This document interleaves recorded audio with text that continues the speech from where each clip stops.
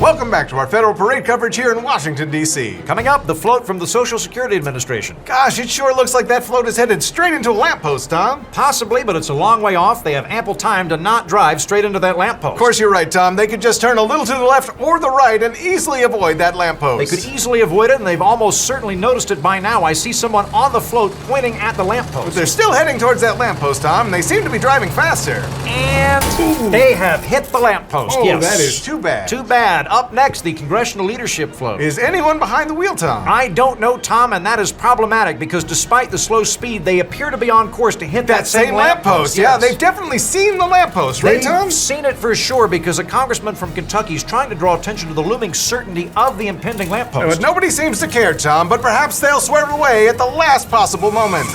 No, you gotta watch out for those lampposts, gang. Okay, well, here comes the House Ways and Means Committee float. Perhaps they'll choose a different route. You know, Tom, I feel kind of silly saying this, but it looks like they're on course to hit that same pesky lamppost. Yep, and rather than swerve around the lamppost, they're now trying to insulate themselves from the impending impact by throwing money at it. But to no avail. I guess they didn't have enough money to pull it off. I guess not, Tom. We're now receiving word from the White House that Congress can, quote, totally get around that lamppost by jumping over it like a skateboarder.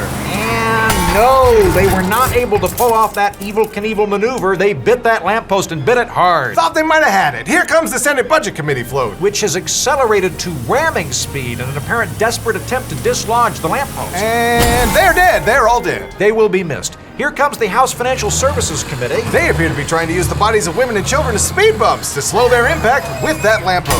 Ouch, that novel approach did not work, and we have a breaking development. House Speaker Mike Johnson has survived the destruction of the congressional leadership float, and he is on foot making a beeline for the lamppost. Yeah, he's running straight at it, Tom. Maybe he'll run around it.